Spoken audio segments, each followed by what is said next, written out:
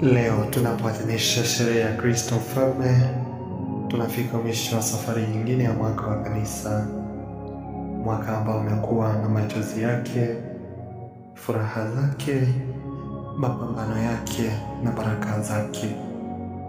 Ni kana kwamba leo Yesu anatuuliza kwa upole, katika maisha yote uliyopitia, mimi nimekuwa nani kwako? Nakumbuka hadithi ya kijana mmoja aliyeitwa Danieli, ambaye maisha yake yaligeuka ghafla baada ya kupoteza kila kitu alichotegemea. Marafiki walitoweka, familia haikuweza kumsaidia, alibaki peke yake akijaribu kuelewa ni kwa nini dunia ilimchukulia kwa ukatili.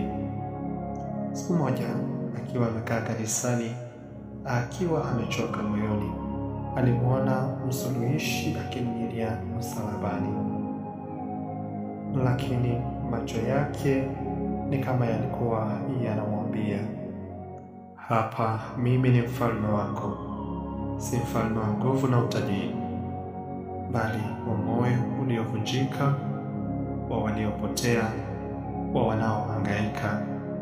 Katika ukimya huo, Danieli alihisi kitu hakijawahi kukijua: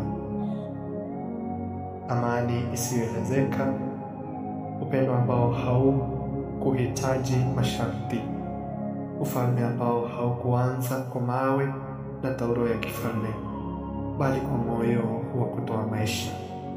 Leo Yesu Kristo Mfalme anatuita tena kutoka kwenye machungu yetu, kutoka kwenye hofu zetu, kutoka kwenye maeneo ambayo tumekuwa tukipambana kimya kimya. Anatuambia, ruhusu mimi niwe mfalme wa moyo wako, na nitabadilisha giza kuwa nuru, kilio chako kuwa matumaini. Tunapofunga mwaka wa kanisa na kufungua ukurasa mpya, tukubali kutembea na mfalme huyu, mfalme aliyeshinda kwa upendo, mfalme anayesimama nasi siku zote.